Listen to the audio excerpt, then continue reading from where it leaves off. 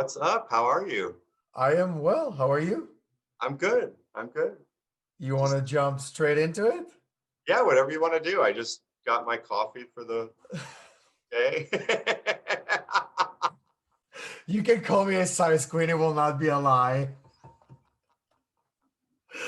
You just hate small things. You're not a size queen. There's nothing wrong with that.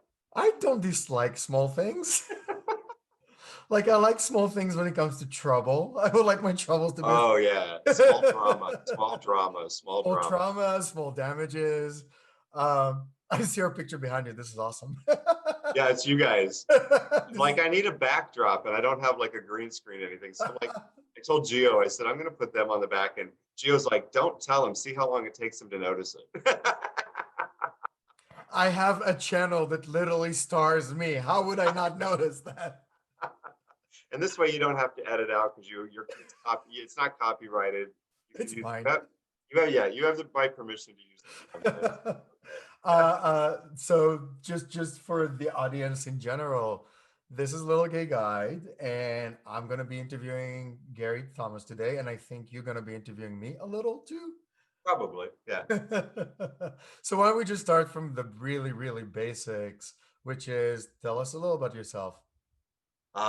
Gary Thomas. I'm originally from a small town in Ohio, and I left 2 weeks after I graduated high school, and I really didn't look back. It's like the town. I was always bigger than the town. I always felt that I was not one of those people that could stay within that little small framework for the rest of my life. I had to get out.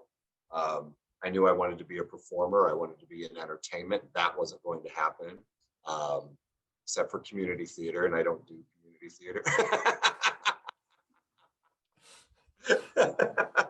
So I left. I actually came out to LA for like 6 months when I was 18, Wow. and I had never seen anything like it.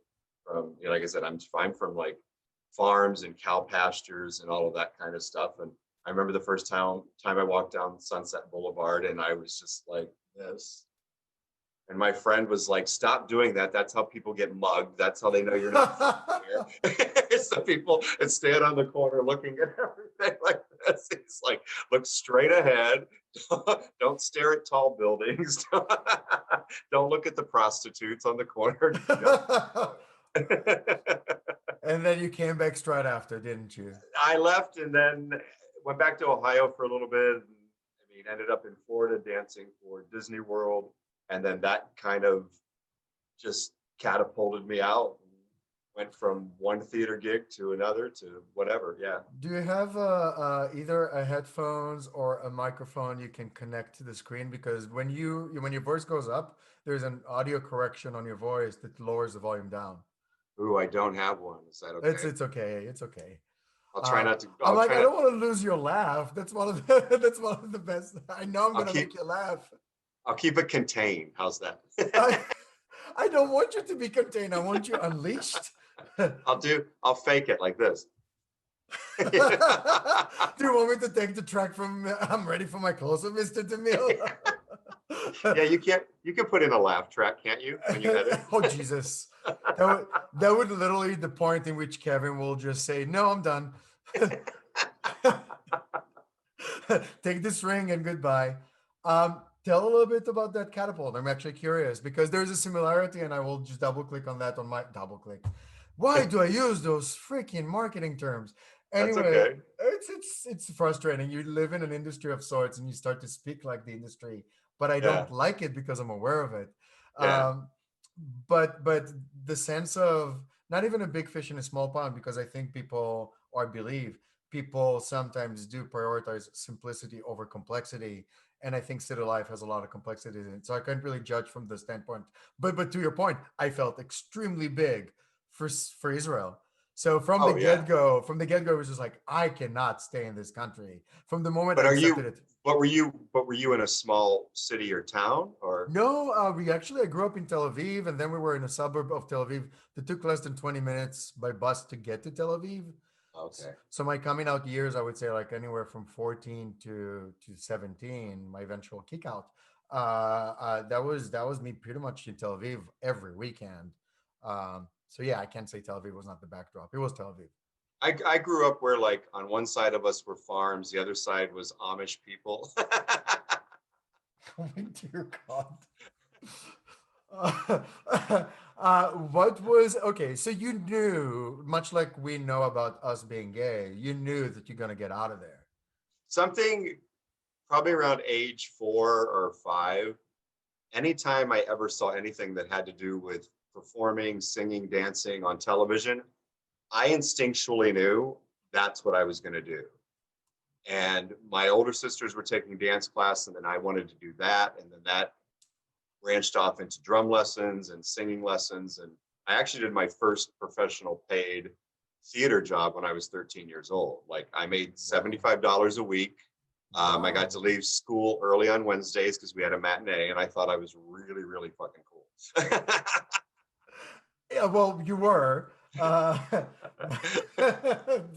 think of it. The 13-year-old is making $75 already, is saying a lot. So you knew your Yeah. vocational path or passion or both early on.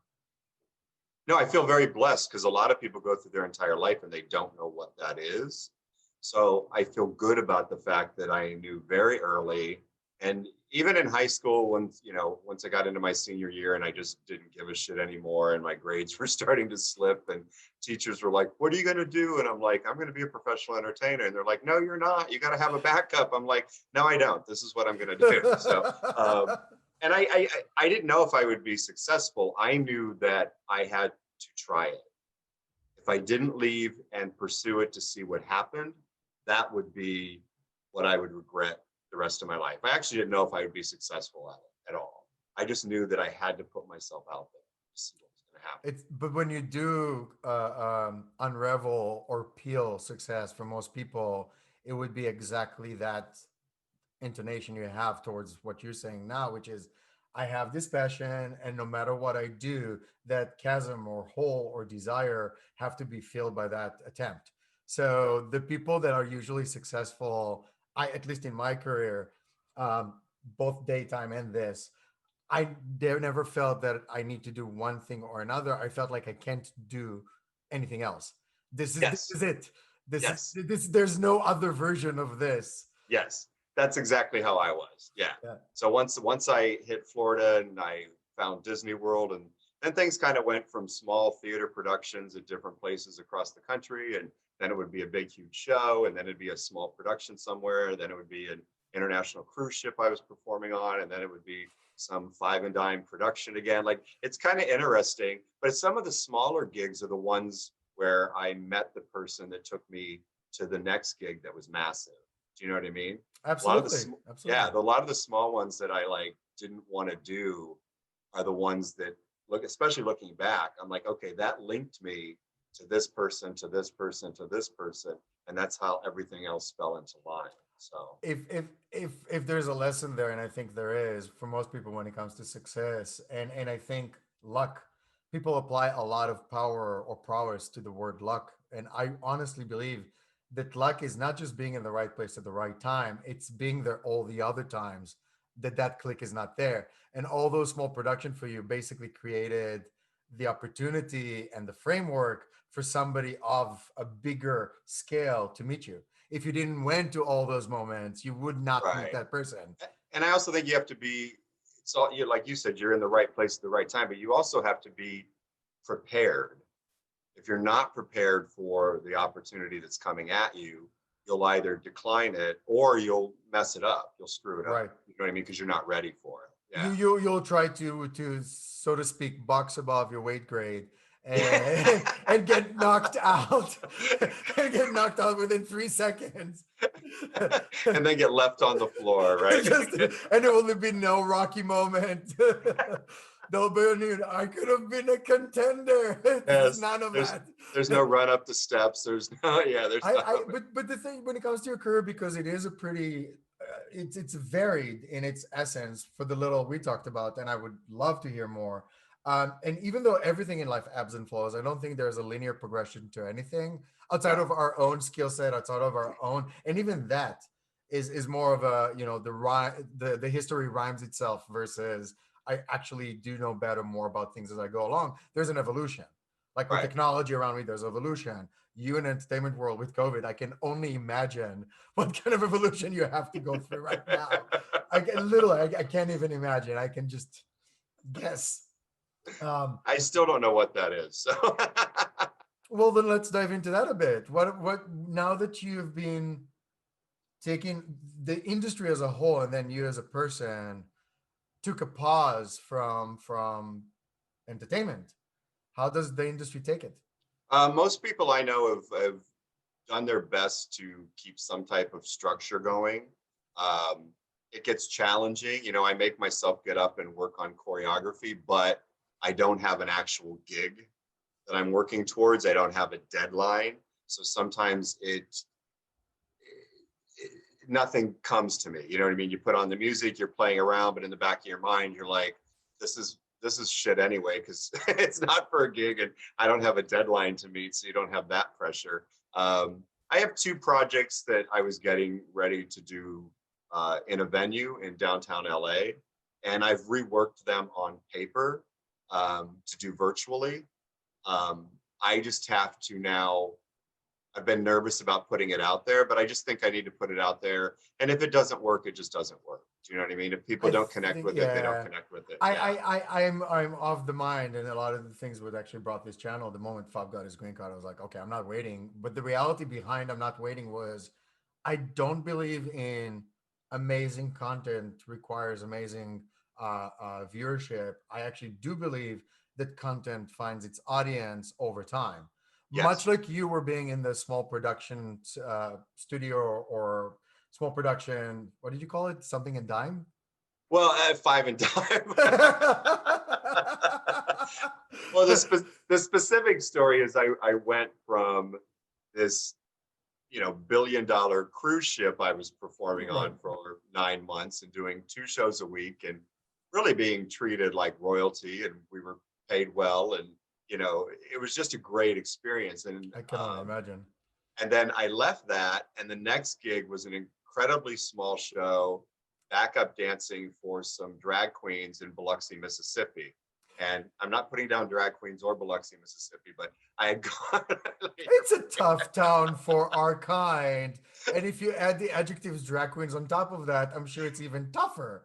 So to go from the cruise ship life for, like I said, about 8 or 9 months, and then the next gig on the plate was the Biloxi gig. But the Biloxi gig is what led me to this massive show in China where I lived, which led to Las Vegas where I performed. Like, it was that small little gig that I really got depressed flying there. You know what I mean? On the plane, I was just like, I just want to throw myself out the window right now. But it was that little 3 months down there where, one, I made one of the best friends I've ever had, and we're still friends to this day. Awesome. And then it also, like I said, led to these other gigs that got bigger and bigger and bigger along the way until I ended up in Las Vegas. Yeah. It really does circle back to luck comes to those who work harder at it. Mhm. That's my little take on that in general, because I'll give you after I had this disastrous relationship, which one day I will you and I kind of dove into it on our own before, but the long and short of it, I had the choice. Do I stay in the Bay Area for the sake of just staying in the Bay Area? And there were two factors that made me stay. One is my vocational passion is towards entrepreneurship, and there's this ecosystem around me that just refuses to take a fall or a fail as anything negative. It just refuses. It just looks at a fall and a fail and goes like, okay, next. Like Yeah. it's literally it's ingrained in the culture in the Bay Area. That's one. And then two, the gay side of it, which was there is a tribe around me, and there is no way at this point, at this stage, regardless of age or anything else, that I'm gonna try to nurture something else somewhere else, because Right. there are people around me that have been supportive through a pretty explosive breakup, and they were there, and I'm like, okay, between really really amazing people to really really amazing job, I don't have a choice. Right. But you So also really like the city too, though, don't you? I hated it for a decade. I could not find it in me to love almost anything about San Francisco. By the way, I love the fact that you can't hear you laughing right now because for some reason the microphone is muting you. But I despised San Francisco, and I have to be very clear about why, because it's an unfair statement. Um, Up until global warming and climate change, we had a city that had almost 7 months worth of 5 p.m. fog, almost all the way through to market every night. Oh wow. So you had this, and I'm a sun worshiper by nature. So take me away from a body of water that's significant, like is it Lake Michigan for Chicago? Yeah. Okay, good. Like I can do that because it's horizon to horizon, so that's fine. But anything below that, if I see land, I feel landlocked, and I Yeah. can't do that. So that was going for San Francisco, but it was just too freaking cold. So that's negative number one. The fact that it was just basically London, Jack the Ripper vibe every night. Like, it's just this is not appealing, appetizing, or merrymaking. Basically, f all of this. That's one. Two, it keeps pretending to call itself a city, and for a person who's traveled around the world, that's just an insult. That's just it's an insult, and I don't mind saying it because the reality is it's a town with the heartbeat of a city. Right. That's the definition that I boiled down to over the years. Yes, it has a heartbeat of a city, but throw a stone and you run into somebody I know. Like literally, like there's. By the way, that's part of the reason that I stayed. Yeah. That complete sense of community. You go from your place of residence to your grocery store or to the gym, and you run into two, three, four people you know, just by Right. virtue of being there. That's amazing. So no matter how you want to frame it, the sense of community and tribalism just built into or sewn into the city experience, even though it's not a city. See, and my career by design has always kept me on the move. A contract is either 3 months, 6 months, maybe a year, then that ends and you go somewhere else. So it just became part of my system, part of who I am. It's like, okay, you kind of live out of your suitcase, or you live in a hotel, the production pays for, and then when the gig ends, you say goodbye to everybody and you leave. But that also made it easy to have throwaway like relationships, because it's like we can have fun for 90 days and then my contract's over and I'm out. So No, no, because that was literally the very first thought that came to my mind. That kind of fits with the gay coming out or the second gay coming out, which is the sexual one. And you can basically have fun without much consequences in terms of a relationship. But that is outside of your control, isn't it? Like, because you do fall either in lust or infatuated by people. And if you have that timeline to that relationship, yes, it intensifies it. I don't doubt that. Like, you have 3 months to be happy with that person. But what afterwards? no, it was weird. I mean, there was a lot of fall in lust. There was very little fall in love. I've had 3 serious relationships in my life. In all of those, I've been in love. The other ones I've had, especially the ones that were a few months because of contracts or Hmm. work, um, those were probably just deep lust. You know what I mean? They were just deep infatuation. And the longer that there was distance once I left It between fizzles. us, it fizzles, and there's nothing inside of me that ever looks back on that and goes, oh, I wonder what that could have been, because it wasn't supposed to be anything but that. You know what I For mean? you now, in retrospect, of course, but it does Yeah. beg the question if you were in the same town for a prolonged period of time. Because my hypothesis is as follows: falling in lust to a long period of time that would take anywhere from 3 months to, let's say, 9 months, that period specifically, the 3 to 9 month mark, you see the potential of long-term partnership there. There's, at least in my opinion of it, I mean, there are obviously polyamorous people, myself included, that have exercised this idea of loving more than one person. The picture behind you is literally speaks to that. But my reality in terms of, I think we are building or constructing the framework or the skeletal relationship from the falling in lust part, like the seeds of a long-term relationship, the seeds of the boring, mundane recursion that is, I would say, marriage or something akin to marriage, comes Right. from that moment, because you wouldn't be with them otherwise. You wouldn't be just for the flame unless you are in a substantiated relationship, and then you turn to whatever the chew toy du jour, and you go like, oh yeah, I want to feel this falling in lust and falling in love and then falling out of love and falling out of lust, Right. and that is my kick. But Right. that is by definition a very very aware exercise. Yeah. And I also just slept around a lot. So For those who don't know, just out of our viewership, gay men do that. men do that. Gay men do so much more than That's that. because it's two men together. That's why. We do a lot of that, but my thought process around it, because it is so transient in nature and it's so transactional in nature. Our sex, we can order it as easy as a Pizza Hut. That's as simple as Absolutely. yeah. It's Yeah. it's not. It doesn't take, or as easy as a grab in a bar. Even Right. though there is a Me Too element to it that I can definitely dive into a different time, and a lot of new awareness for me when it comes to that. Oh, there's this thing called consent. Gay men never had it.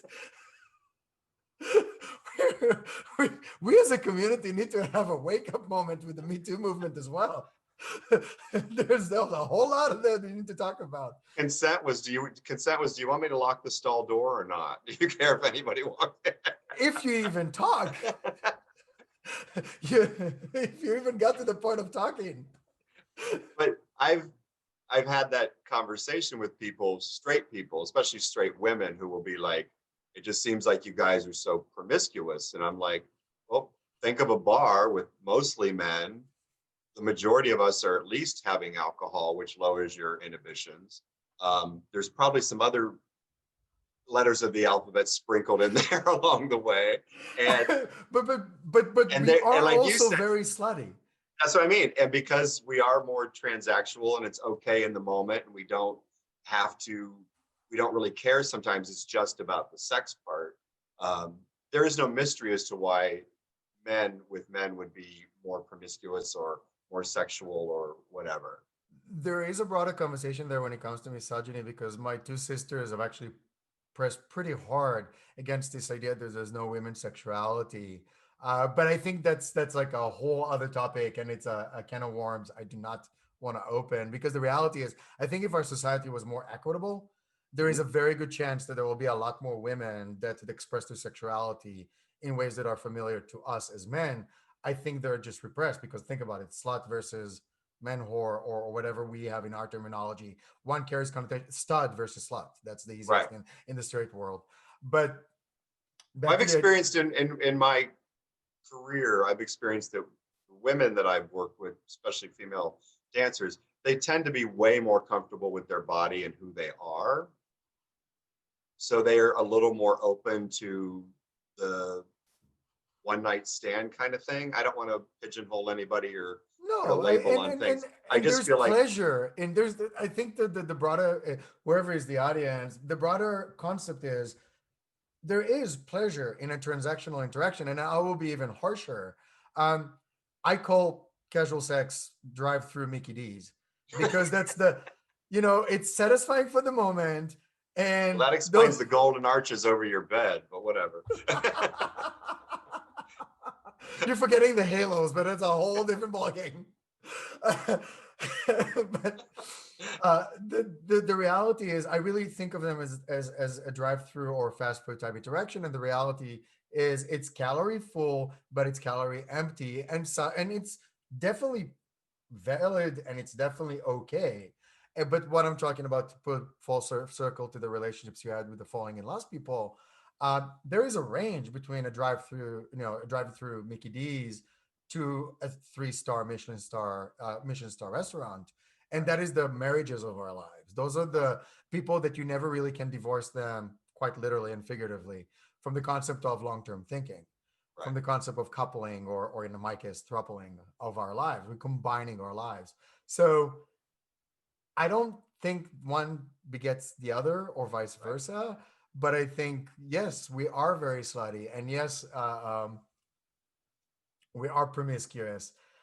It is curious. Do you think women, if they had the permission, so just in general, do you think women, or any other population that is now marginalized in terms of sexuality, would behave more like us or less like us, or what's your opinion in general? I don't want to lead the witness. So what is your take? Tampering with evidence? No. I I'd do like want to to. tamper with evidence as much as I can. I want to approach the bench. Oh God. The visions, man.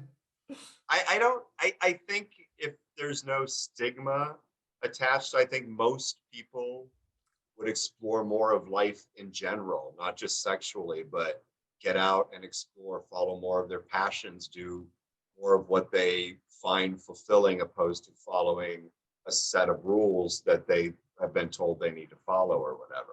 You know what I mean? Absolutely. I look at marriage as a template. I mean, it's amazing to me to this day that straight couples have to actually have a conversation about the assumption of the template. Like, for example, monogamy versus not, or Yeah. how do we propose, or how would the wedding be like? Like, all of those conversations are just assumptions for Yes. most of the population. And to Yeah. me, that is just mind blowing. I'm like, wait, Yeah. you don't discuss this? Like, how do you navigate conflict? Like, and then the answer is 56% divorces. Right. That's how they navigate conflict. Right. Well, that's what Giovanni, my husband, we've been together now for more than 21 years. Um, I think part of, as much as I think it's great that we have the right to marry now, there was a freedom when that wasn't on the table because it wasn't something in the wheelhouse that you're planning for. Where when you're straight, it seems like that's the goal. There's a road, there's a race, there's whatever you want to call it, but the end of it is the marriage thing. And because that didn't exist or wasn't an option until 5 years ago, I didn't sit around as a young teenager going, I can't wait to get married. I wanted to find the guy that I fall in love with and we build a great life together. I didn't picture a marriage in a chapel and a house with a picket fence. None of that. I pictured a high-rise condo in New York or somewhere.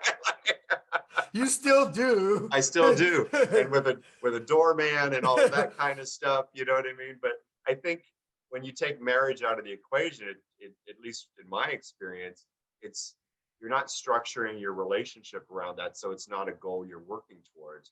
You're working at creating the best relationship between the people that are involved in that relationship. If that Mhm. makes any sense, I don't Of know. course it does. Yeah.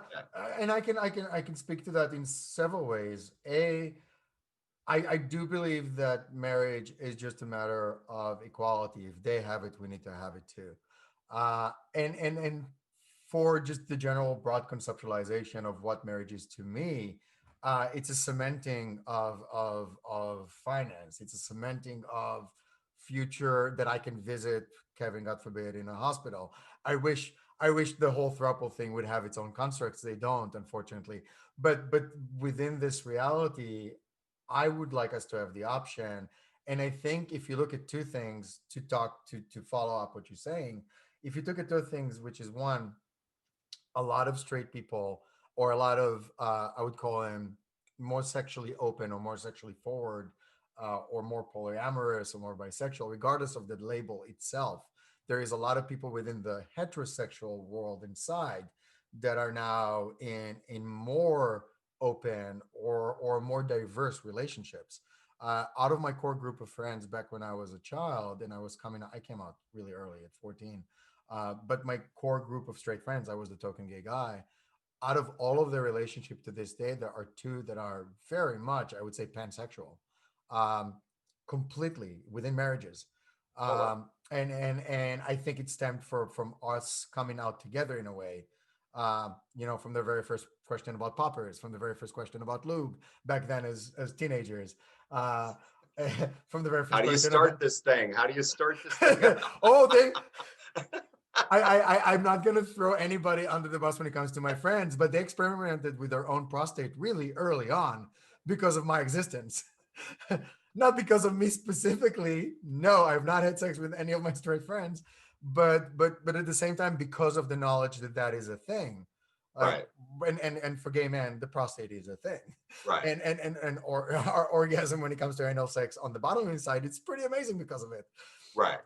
So back to what I'm saying about marriage, I think just because the option is on the table, we're not limited. But to echo what you're saying and actually agree with the initial point is there is a sense of limitation and homogenization that comes from any marginalized group when you Yes. start becoming more normal. So every time you've been out of normal society and status quo and you've been marginalized, your purpose, your desire is to be a part of the group, a part of the Yes. main, yeah, a part of the, you're okay, you're one of us now. There is a cost to that one of us now that I would imagine in terms of our creativity, and we lost a generation, and that will be our next topic. But when you're so oppressed, one of your main outlets is creation and creativity. Of course we're going to lose this. Of course we're going to lose this idea to push back against society when we are now a part of it. Right.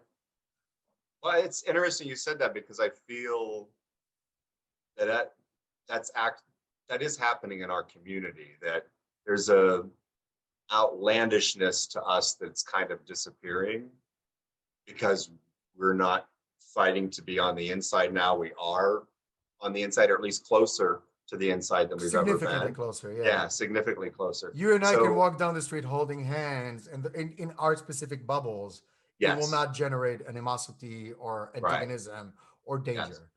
Yeah. That's still, yeah, that still comes down to your zip code that you're walking through at the time. Do you know what I mean? Yeah. To this day, I would consider Blue Islands to be somewhat of a threat in certain circumstances. Like if Right. I was in Austin alone at night, alone at night, drunk, I would not walk alone to the hotel. I Right. Right. would. Right. There's no way I would do that. No, Even in totally. that, there's just no way I would do that. But Yeah. to your point, but then the creative ones, and please push back if that is a trigger, but the creative one will always be the creative ones. Oh, yeah. But sometimes I feel like what we're creating now is being asked to be toned down, or in some ways, maybe we're censoring ourselves a little bit more where we didn't do that before. Like it's strange sometimes to walk through West Hollywood before the pandemic and you hear like on a Monday or Tuesday night, the bars are all playing top 40 music and sports are on the screens and all this kind of stuff. And like once again, Price of belonging. there's nothing wrong with any of that. It gets it's a little too mainstream for me. I like the over the topness. I like the craziness. I like our our community pushing the boundaries, pushing the edges. You know what I mean? I do. So to actually completely the small information that I can give you, that's exactly my assertion. You're the creative type. No matter what bias or status quo society throws at you, you would Right. challenge it for the virtue of being a bias or a status quo. You'll be like, Right. and so that is where we found our kinship. Actually, your husband is not that dissimilar to you in that sense. No, he's Uh, not. but the reality is presenting any kind of set of rules onto any one of us three, and we would say no, that doesn't work for me. No. No, so they can play top 40, which by the way, I'm a complete geek for top 40 music. I need my screaming divas at 2 a.m. I do too, but Integrated. I just need the remixed versions. I don't want to hear what you can hear on the radio. I want a version that you can't buy anywhere. Don't You take can't. too far of a step there. I mean, don't go outside of your comfort zone. Of course, I need You the know, remix version. I need to stay. I need to dance to it. yeah. If a drag queen's not setting herself on fire at 1 a.m., it's not a party. You know what I mean? It's not. I'm safely, of course. I mean, you have to have safety precautions in place and Oh all my that god, kind I of love stuff. the fact that there's a safety caveat to your firing drag queen. You're a creative and you're a creator, and to dovetail into something completely different but yet related, what it is you want to get out of COVID. If you had free reins, and I always have this exercise with myself, with unlimited resources, being unlimited time, money, or people, or all of the above, or any combination, what would you do with your creation? What would you do with life now? Well, I think what we were talking about earlier, you know, me having these two projects that I wasn't able to put out there back in March, I need to put them out there now. I get this feeling that once we're past the pandemic and things are opening and you go to shows and do what we've always done, I'll be a little annoyed with myself that I didn't try it to see where they go, especially because the cost of doing it now is so much cheaper Hmm. than it would be. Audiences, I think, are excited to see people broadcasting from their homes, kind of like where do you live and what's on your bookshelf or whatever in the background kind of Absolutely. vibe. It's the insight Uh, into somebody else's life on yes, top of the creative side, which is yes, yes, for me to watch Seth Meyers or Stephen Colbert or any one of them or John Oliver, which are all yeah, things I consume aggressively, and to see them in their own state of home is yeah. actually Especially without stylists and makeup artists. I'm it's like, it's wow. I did not pay attention to that. And if this channel ever takes off, I'll take you up on that. I need one. I need several. This will need a lot of work in about a year. I know we look great because nobody has anything else to compare it to, so we're fine right now. It's when you have all the magic of TV and all of that stuff, and people 2 hours in makeup getting you ready, and then you don't have that anymore. But anyway, Go ahead. I think people. Sorry, I think people are more forgiving now if there's a technical glitch. You know what I mean? If something doesn't work out right now. So the two things that I've had on the table for a while, I really, because like I said, I've worked them out on paper already. I just need to put them out there and see what happens. That's all. And If I am to push you in any way or nudge you in any way or put a thumb on any weight, I would say from this experience, from this specific experience right now, my last couple of weeks were so invigorating, regardless of the audience, because I inherently, much like you, I'm a creator and I have no problem admitting that in terms of a tag. But to be unshackled from the idea of where this will go is exhilarating to say the very least. yes, So put it out there. yeah. And I think Your I've content will forgotten, find an audience.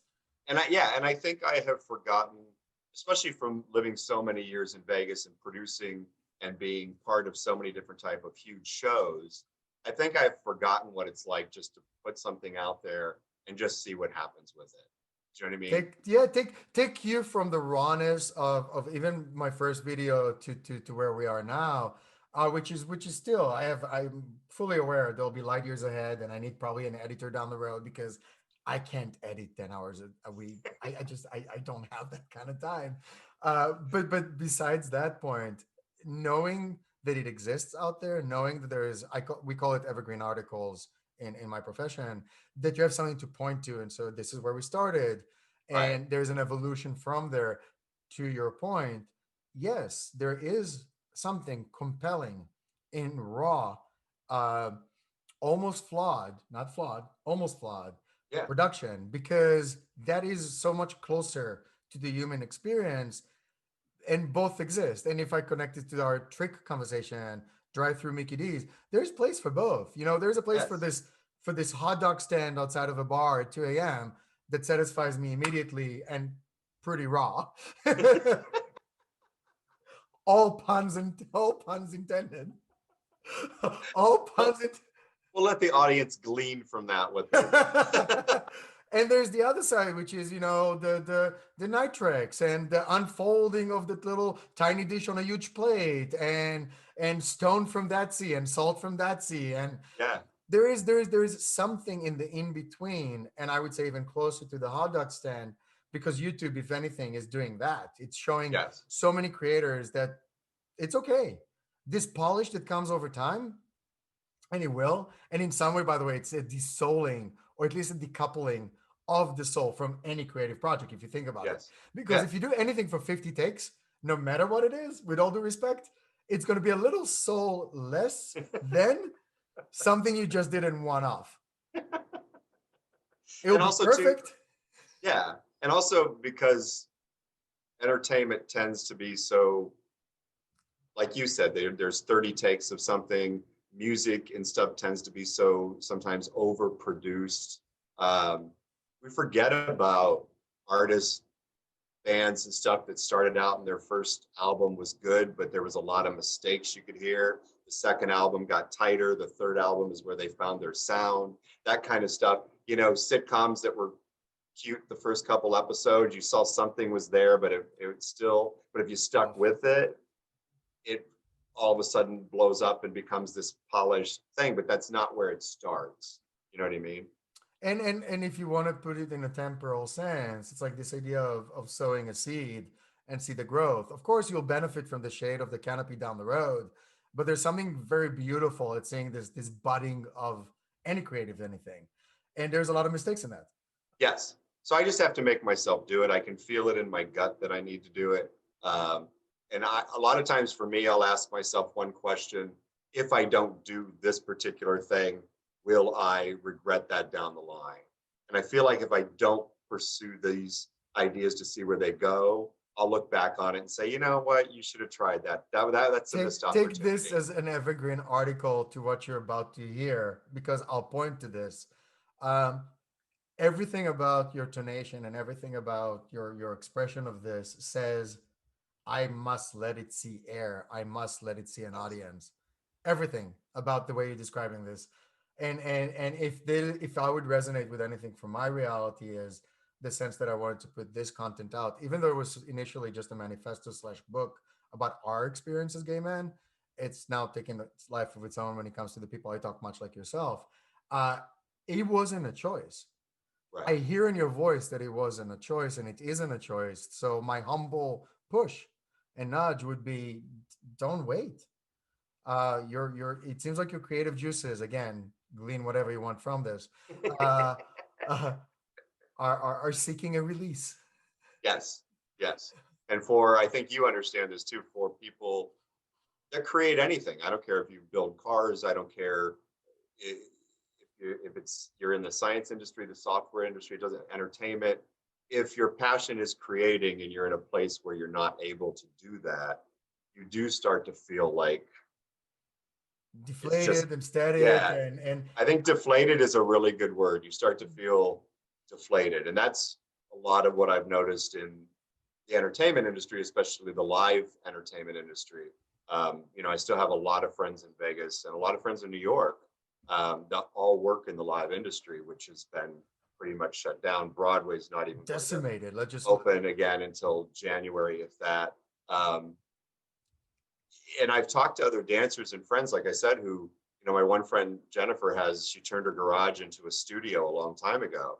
She's like, I get up in the morning and I go out there, and she's like, I kind of think, why bother? You know what I mean? But at the same time, it's like, I need to keep myself toned and ready so that when I can go back to work, I'm not out of shape and I've lost flexibility, and you know what I mean? I don't have my stamina anymore. Because I don't think people realize, at one point in Vegas, I did 12 shows a week.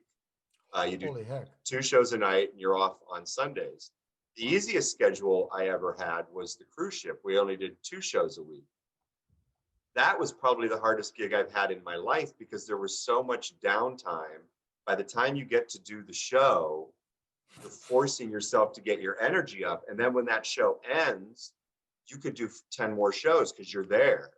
And then there's a day break, and then we did the second show. So the energy was still kind of there. But then it's another 5 days or so before you perform again. And by then, that energy drops down again. And it's like, but when you're doing it every night, even if it's just one show a night, 6 nights a week, that keeps your You're in the energy up, zone. and you're in that zone. You're in the ring, you're ready to go, and the whole bit. But when you're not in that, people don't realize how quickly flexibility goes away and your stamina and energy level drops down. I know it from my bedroom. I mean, we're not to make it too much of a tangent, and not like this is sexy time. COVID is the opposite of sexy time. Who wants to spend 24/7 with their partners? I mean, if you, if anything, it's like all of us. Yes, please, Ron, go away. Yes, please, Kevin, go away. Yes, please, Fab, go away. But even within our whenever we do get to be together, and I have no problem to take that nosedive, um, we don't have any stamina. And it's funny because Right. you take we have the gay calendar and the gay high holidays anywhere from I would say gay pride all the way for us in San Francisco Folsom. That's kind of what bookends the summer, and you build your body kind of in the winter for that, and you build your stamina for that, and everything reflects that. Be it your sex life, your visibility, your look, like everything reflects that. And I'm used to this rhythm, and I was used to this rhythm of you let everything fall apart around October to January, Yeah. everything and anything. You just enjoy it. You keep, of course, maintenance because maintenance is maintenance. But you kind of let go, and then you kind of build it up from January all the way up to June, and then you're on it from June. to pretty much October. And suddenly, when that was wrestled from us by this thing called COVID, there were a lot of reckoning. By the way, A, my stamina is gone. B, even if I wanted flexibility or otherwise, I can barely see my own junk when I pee.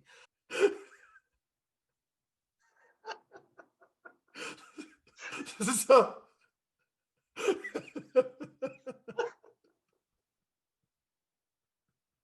Could you just put that on a t-shirt for me? Because that would be brilliant. Just put that on when a this t channel gets merchandised, winter is when I can barely see my junk belt on belly. when I'm peeing. I think that's brilliant. Now, I didn't really pay attention this year just because of everything going on. Did Folsom do anything virtually? Did they They put anything did, but up? we didn't participate because the reality of we've went through, I think, two or one online events that were supposed to mimic the dance floor, and I'm anxiety ridden to begin with. Uh, it really landed itself to the negatives of COVID, not the positives. Right, Things like our cocktail hour, that's a positive. I felt the right, sense of camaraderie, we connected, and I think on intimate levels, people have found a way to kind of reassess and restructure, in some way reinforce their actual tribe versus right. their perceived tribe. Yeah, And I would put it in the category of chosen family, chosen friends, but that's a whole side topic. So when we went to those parties, there was a sense of, much like your artist friends, deflation. And if I right. would find my energy on a dance floor, and we've been on the dance floor together, that is my home. Yeah, And in many ways, it's a different home than, let's say, an early stage startup, which I would find the same level of spunk and evangelizing and energy. But the dance floor is very much the same in terms of it derives. It's a positive feedback loop for a positive end. and it's a There's growth, release. It's a great energy release. If you've worked all week or you've planned for, like you said, this event that you go to every whatever right? August on this Saturday, and you It's prepare a for that. crescendo. It's a Yes, crescendo. yes, It's a crescendo. You yes. get to that epic catharsis from being there. And I agree. It's a wonderful analogy because there is a build up. I know how to work my body to be both for myself and for others. By the way, it's 95% for myself. Yeah, I want to look good for myself. I yeah, want to be fit for myself. The rest are just cherries on cakes or frostings. right. The core is for myself. And by the way, it's a very, very fun conversation to have in terms of us as gay men, because I think a lot of our Peter Pan complex comes from wanting that to be for others. It's for that adulation for others. It's for like building that summer body. And I think there's a lot of health in saying, no, it's not. No, I think it's very healthy because if I don't feel good about myself, then I don't feel good with my partner. Do you know what I mean? If I'm not happy with just the way I look, or I don't feel healthy or something like that, you can't feel sexy for the person that you're with No, either. Do you know what I'm no. saying? And the people that only, and we know who those people are, those people that only try to look good for everyone else, those are the people when you're out and you see them, they're not happy still. No. They And that worked they translates. worked on all of this and it physically None of looks this. great. Yeah, yeah. But then you see them standing around sometimes in the club and they look so miserable because they didn't do it for themselves. And that's not selfish. You have to, if you can't take care of yourself, you're not able to take care of anybody else around you. So So when it comes to the people and when it comes to the building the body, it's funny. No, it's not funny at all. Actually, it's pretty miserable when people worked on their body too much without, and I call it external versus internal signifiers of happiness. So when you put your external signifiers of happiness as if that signal needs to come from the outside, you already effed. You already lost the game, right, because there is a sense that you need constantly something from someone. And I'm guilty of this for many other things in other versions of my life.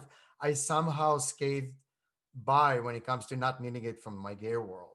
right, But any other form of my life, I can very, very, very bluntly say my vocational path, I need this so much, and I need to work on not needing this. And in many right, ways, Little Gay Guide is that exercise, because now right. I don't need anybody else. It's just me expressing myself. If without, like, good luck stopping me from doing that. No, we're totally. Well, then I have my career, my profession, which is, in the dance world, you are completely looked at on how you look, how you physically, as soon as you walk into an audition, you are immediately sized up. And are you the right height? I mean, I've been to auditions where they do your height right at the door as you walk in. And if you're not the right height, you walk, they just tell you to go. They don't even waste your time. You know what I mean? Would you waste time on a trick that looks perfect but something is off? Something is off. That's the next t-shirt.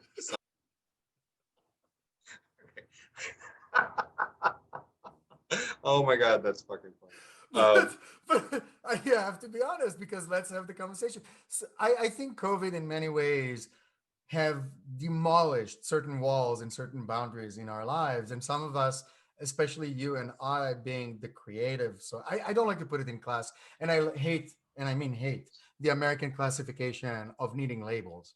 Like, Right, oh, if I cannot put it in that square, or if I cannot put it in that room, or if I cannot fit it in those parameters, then it's not it. That is right, just absolute BS because abstract thoughts have a place. And right. my abstract thought when it comes to specifically my needing to create is never going to be stopped by COVID versus not. But COVID is an external pressure. All of our society has to experience it together. So the camaraderie is there on a global scale. Our global village had a moment of reckoning as a community, thank whatever powers may be. Right. But there, on a personal level, I think a lot of us are now facing something very interesting, and in many ways, it's a call to action, which Yes. is now that the walls have fallen off, now that we see Seth Meyers' bedroom or Gary Thomas's backdrop, or by the way, thank you for the masks; those were awesome. Uh, and once we have this insight into another life, there is a sense of maybe we could put the persona game and the mask game down a notch or two and actually collaborate and create and do things that have taken less hiding. Right. Can we come out to the light a little more? Can we be a little more mindful about who we are? Can we Right. edit a little less? Well, one of the you had talked about, the other day, putting down a couple questions Yes. to ask each other. So one of the questions I came up with, since we're talking about COVID and pandemics, is what have you learned about yourself during this? It's a good one. It sounds like you learned that you need to put production out there just to because I want to summarize Yeah. the Well, thought that, and I process. also learned. I also learned that I have to keep structure.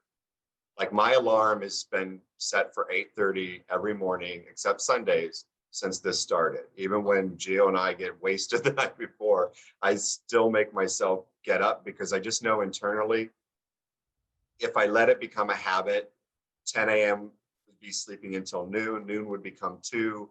I Wow. wouldn't shower that day. You know what I mean? Like, so it's like structure is the other thing that I learned about myself. But what have you learned about yourself? I always worked from home, so COVID didn't change significant things when it comes to my schedule. I would say like 60, 70, even 80% depends on the project was behind these same screens. So my schedule didn't change but what I can say about myself in terms of the knowledge is because of what I just said when it comes to the world as a whole and the external pressures of COVID and this sense of we can be more of ourselves. And if you actually combine the zeitgeist of Black Lives Matter with the realization that we have pretty big cardinal sins to kind of come to terms with and in many ways resolve. We are not divorced anymore from resolving those.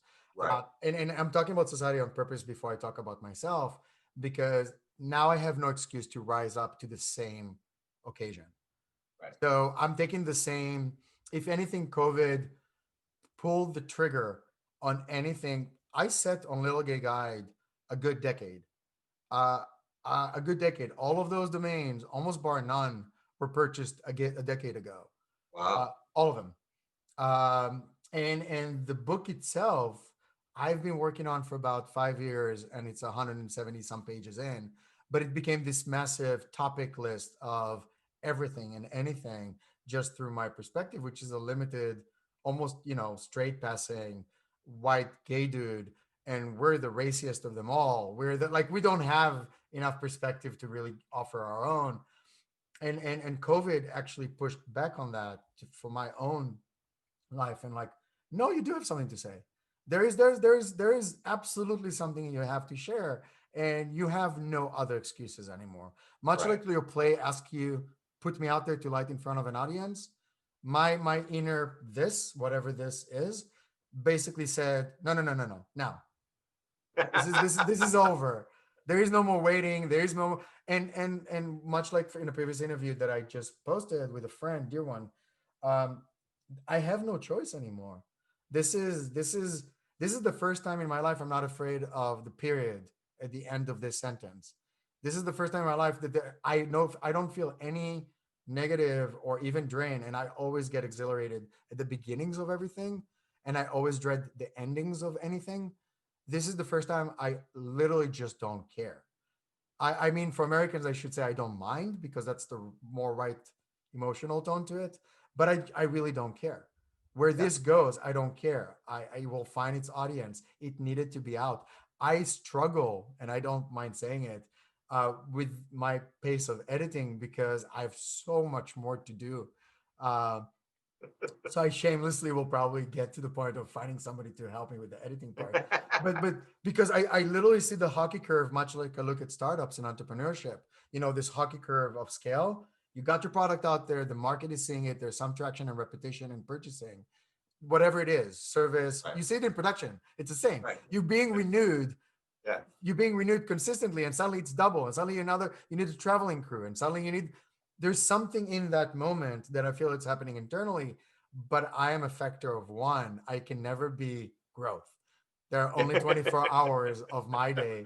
Uh, does that answer your question in terms of COVID? Yeah, and I think the fact that I think saying you don't care is a perfect statement because what it does is it releases your attachments to any of it. And usually something grows and expands when you're not grasping at it in this needy way that's desperate and it has to, you know what I mean? That's when It's you this, kind of, by the way, it's the same, back to the trick.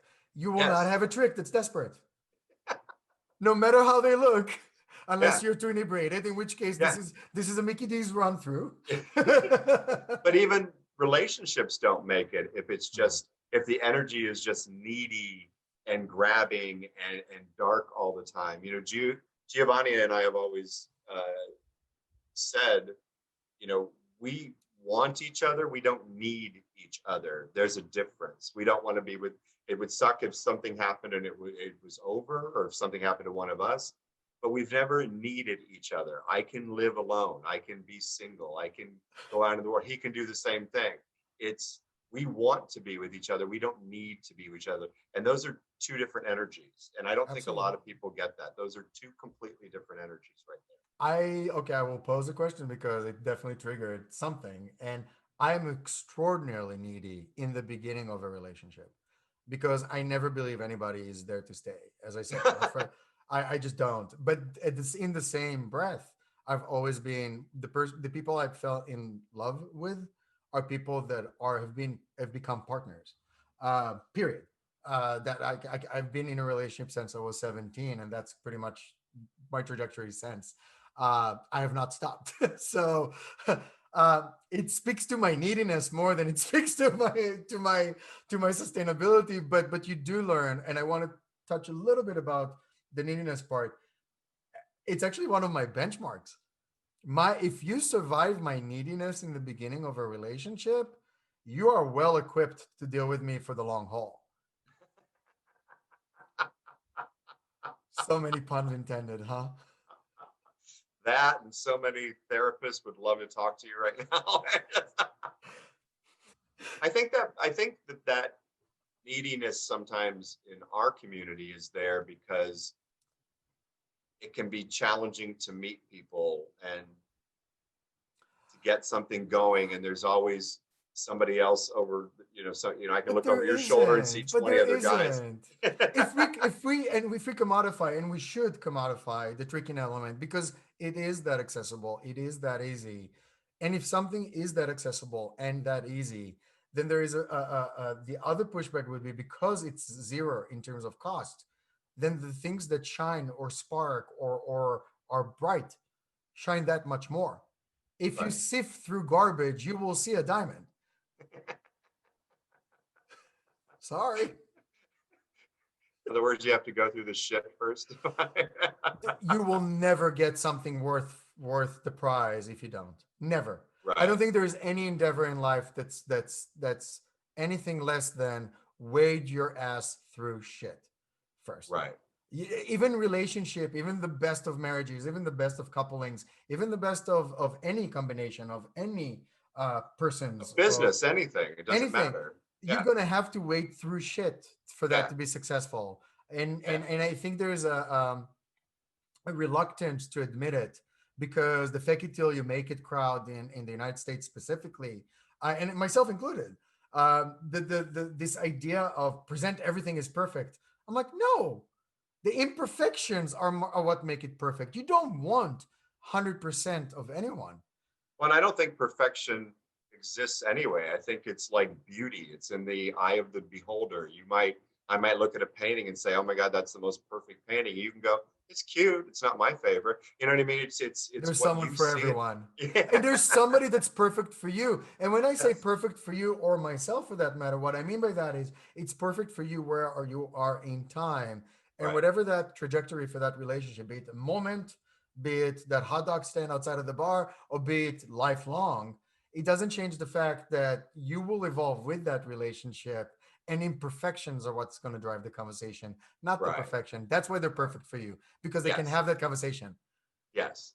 And we're also kind of conditioned to believe that when two people or even three people part, that it was a failure. Mm. And that's not the case. People can be together 20 years and they decide to split up, and other people will go, "Oh my God, their relationship failed." Maybe it didn't. Maybe just whatever business they had with each other, whatever connection they had, that's gone, and it's time for them to move on to something else. But we're not taught that at all. I mean, straight people aren't taught it. Gay people Even really more aren't so, taught it. yeah. Straight Yeah, people, yeah. Oh, I think straight it's a people. people. I Yeah, think it's a people problem, and yeah, and to actually dive into that pain a bit, everything ends. Everything has an expiration date. Everything an expiration moment or second. Everything. Even if you love your partner and you don't want anybody else, and I'm in a monogamous relationship now, and it doesn't change the reality of everything will morph. And even if we are to grow together and never touch another human being sexually ever, it doesn't change the fact that one of us will die first, then one of us will die second, then one of us will die third. It doesn't change that fact. And if we couple it down to something very, very, very immediate in current experiences, that's true for your business relationship. That's true for your conversation you're having with any person at any moment. That's true for something you're creating. yes, They all die. The yes, death is the expectation. Everything else is an assumption. yes, yes. Like Friends should have ended on season 8, not season 10. That kind of thing. I really liked season 10. I really liked season 10. Those fighting words. At this point, Oh, none of them. At this point, none of them even went to work anymore. They just walked back and forth to their apartments. I'm not gonna even touch the fact that I'm she's kidding. basically I no, love the but show. back I to love. your loft in New York. You Yeah, want theirs. Theirs is awesome. yeah, I would like a and, soundstage for a home. yeah. And it's probably on market right now because of everything going on. So, It is a commercial real estate. Dive in, Dave, dive in, thank you, thank you, dive in. thank you. Um, I so yes, COVID forced not forced my hand because it's not an external decision. I'm actually I try to take accountability and own the fact that it was inwards outwards. So Right, it was outward facing, but it came from inside. right, Uh, and I don't think there were a lot of circumstances. It would have happened regardless, right. but COVID completely accelerated, much like with other processes we're seeing around us, telecommuting, telework, and so on. Because it takes away the excuses of I'm too busy, I don't have the time, I have to be here now. I've got that tomorrow. We're going out tonight. We have to meet friends tomorrow. Family's coming in. We're going away next weekend. All of that shit goes away because you're not allowed to go anywhere.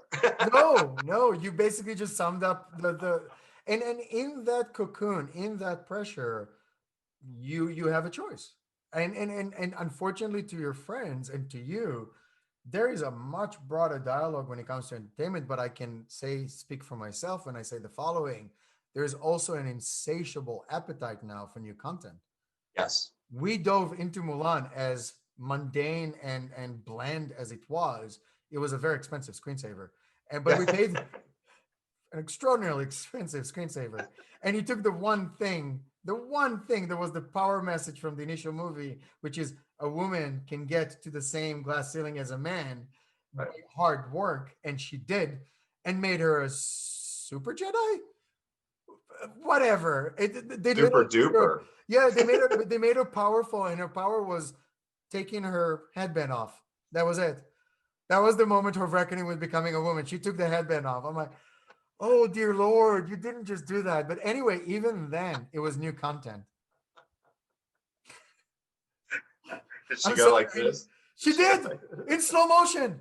Oh no, see, no, no, no, no, no.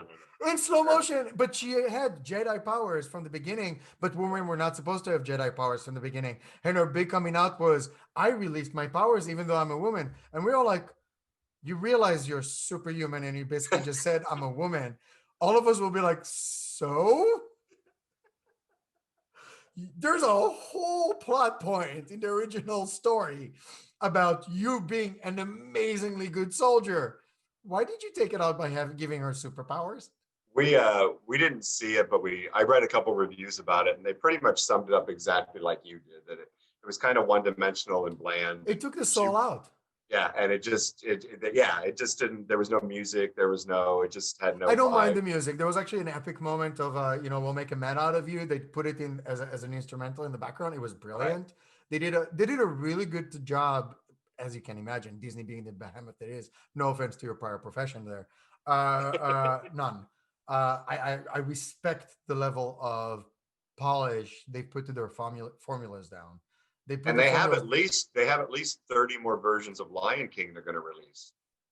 at the very least. Isn't it the 30th version right now on Broadway? Just to be perfectly clear in terms of the editing and re-editing, aren't we on version 15? If we're being frank, with all due respect, and I'm saying it in the most southern of terms, I have little. Uh, I do have respect to things that are successful because Yes. success is success, and I do respect things that are consumable on such a large scale, and The Lion King being one of them, especially the stage production.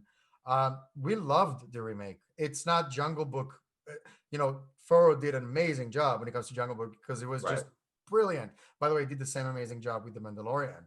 It brought the Okay. soul back to Star Wars, which is such a monumental task and such a it's not an easy conundrum to solve because you have the inner geek and their idolization of something that is their childhood nostalgia and Right. simplicity, black versus red, white versus it's all that super simplistic, horrible storytelling that I find to call it sci-fi is kind of like calling the Giving Tree a philosophy book. It's not. I mean, it touches on one lesson. Congratulations. But we passed the first grade. Can we dive deeper? We go a little below the surface. Yeah. To go, and by the way, I'm sure I'm incurring the wrath of sci-fi geeks out there. For the That's record, okay. I'm a sci-fi geek myself. I Yeah. love Star Wars because it's simplistic. Joseph Campbell's The Hero's Journey is a brilliant retelling of just that. It's Right. the sage, it's the gatekeeper, it's all this wonderful archetypes, and he does it really, really well. But back to Mulan and Disney, just because you perfected the formula doesn't mean that you have a soul. And we're seeing this with Disney as a whole now because they got Right. this epic crescendo worth of 21 movies and the Avengers. And now we're all of us feeling collectively, I'm speaking for myself, that there's this deflating and oh no, what can you do now? Right. You've built up to this moment. What can you do now?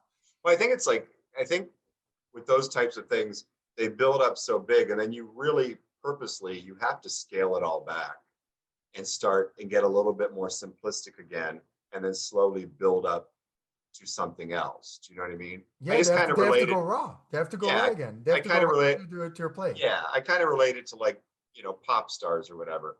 They'll go crazy, crazy, big, big, big, big, big after a couple albums, though, they'll let it, a lot of times they'll go very simple out of nowhere and scale it all back, the production, the costumes, everything, because there has to be a beginning point again. It just can't be over the top, over the top, over the top. It's got to come The down for a triple A second. ones are always going to be over the top. Like I can't see Hamilton losing steam anytime soon. I can't No, see no, no, that no, no, no, no. because it's one of those because there is a sense of a triple A production value Right. that But will he never can't, really but go right, but ahead. he can't keep recreating Hamilton under a different name over and over and No. over. You know what I mean? Whatever Miranda does next will probably be what you just described. It will probably be a very scaled down, intimate thing. There's because of his massive, unexplained exposure, which by the way, in the Heights, I think already kind of talked to that. But Right. like you saw it in the Heights, so he's got something there. Yeah. But now that he got that big, he probably will scale. I'm assuming Right. he will scale back. Yes. But going back to something you were talking about a few minutes ago, which is with COVID and people being at home, I do think people are starved for new content. Do you know what I mean? Yeah. Absolutely. Yeah. Unabashedly so. One of the things that actually drove me, if my because you do your own P&Ls all the time. What's my profit? What's my loss? And Americans, U.S. Americans, do it with dollar signs most of the time. But personally, you have a expat as a husband. I have an expat as a boyfriend. I'm an expat myself. But we look at things a little differently. There's a more holistic approach to what is the actual gain, what is the Yes. actual loss, what are the actual resources used, and I will scream, and I mean scream. One of the two favorite things we've had during COVID was Drunk Broadway from one of our drag shows in the city from San Francisco from Oasis. I don't want plugging them at all. It was just wonderful. It was just this very private performances. Some more produced than others. Some are very raw, but they were all their performances. And in two out of the three, we were just blown away because Oh, it pushed cool. the envelope of you're alone. Here's the Yeah. camera. Run. Yeah. There's Yeah. something They did very something. exhilarating. There's a show here at, called Dragged Out, but then they retooled it virtually and called it Dragged In. And they do it every few weeks. But like you said, you have these people now performing from their apartments with a camera, and some of them literally have created these like live music videos from the kitchen to the living room to the bedroom with a disco ball and like stuff. But it's creative and it's out of the box and it's taking what you have around you and turning it into something. You know what Now I mean? take that with all those ingredients, put it in a stew, and put it in front of an external audience, regardless of COVID. So post COVID, you get all these people, and there's a lot of us content creators that are now literally facing this reality of, oh, I could have done X. Yeah. Now I have done X. Yeah. Now putting them in front of an audience, and I think there'll be a massive revival in indie everything Yes. everything, everything. And we will be ready for it even as an audience because we're starving for it. Oh yeah. And by the way, segue, not to be dragging this out too long. Okay, that was just Let's corny as drag fuck. it, let's That drag was it just in. corny as fuck. I just wanted for Kevin's eye roll, but he will never listen to any one of this, so it doesn't matter. Kevin hates puns. If like it's an aversion. I feel the eye roll, even if he's in the back seat and Fab and I are in the front seat. I will feel it hitting the back of my head. All right, For so real. where were you going with your bad pun? Not to drag it out. I can still go up to the hour, of course, but I'm curious on a finishing note, on an ending note, or question or anything, and I'll edit it and tighten this up, of course. But what do you want to end on? I don't know. I think the whole planet is in flux right now. I think We can leave a it lot at of that. major systems are breaking down right now, and I don't think that's a bad thing. I It's think not. people don't feel they're being heard, and they want to be. Um, They're not heard.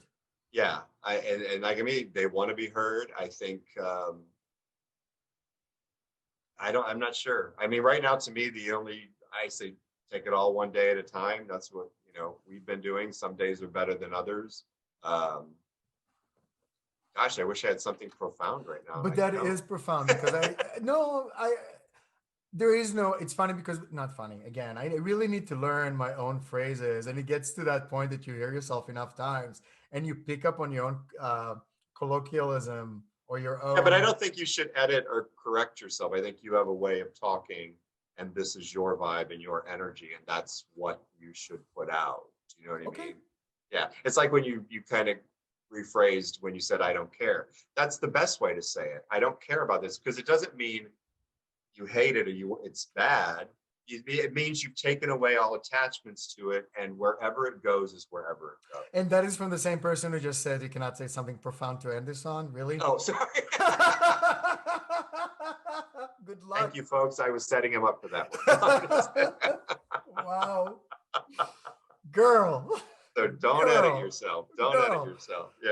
I'm hearing there are two terms that keep popping up by people that have done something very similar to this externally, and they keep saying you'll find your footing, you'll find your voice, and I find it extraordinarily corny, but I love it. I do like the top 40 pop and remixed. so, It has to be remixed, though. so I will edit. But there is a sense of liberation that comes from knowing that I will do it my way, that I am doing it my way. There is a sense Yes. of liberation, Yes. and not to finish on any profound anything. I know we'll have another conversation down the road, and my curiosity will be, what did you do with Right. this? Because I feel your pressure, and it resonates with my pressure prior to pulling the trigger on this channel. Right. It really does. I mean, I literally hear it in your voice. Right. I hear It's this. interesting because the pressure is only with ourselves. It's not from anybody else. You are not going to satisfy other people. You're not the person No. to do that. Mm-mm. It's the pressures with ourselves. Are we doing what Then we what's holding you? feel we need to do? Are we putting out there what we feel we need to put out? Yeah. Then what's holding you back? But what are you afraid of? Nothing. I've just gotten lazy about it, and I need to get off my ass and do it. Lazy is an excuse, not a reason. That's what I said. So, Gio wanted me to ask you one question. Oh, go ahead. Yeah. He wants to know, how many pillows do you sit on so you can see over the desk and into the camera?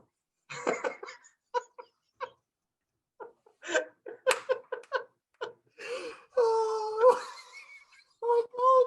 You see, I'm actually turning red.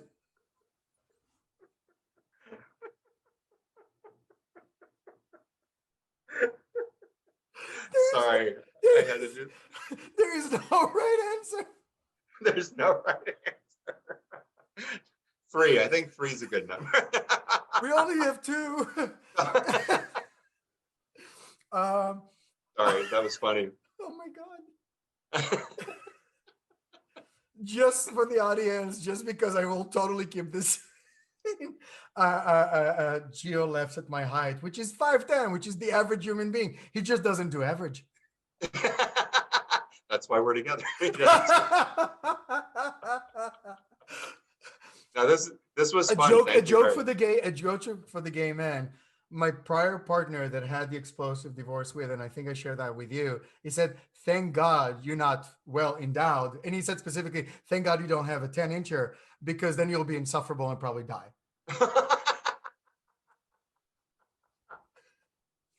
No, you're enough to deal with just as you are. Right? I'm already a problem. You're already a problem, but a lovable one, so it works out great. It's fine. Yeah, It's too sweet. I love you too. love you too. For all of the audience, just because we'll finish on that note, this is Little Gay Guide. You were Gary Thomas. I'm Ron Zakai. Thank you very much. Zoom in on the picture and then fade to black.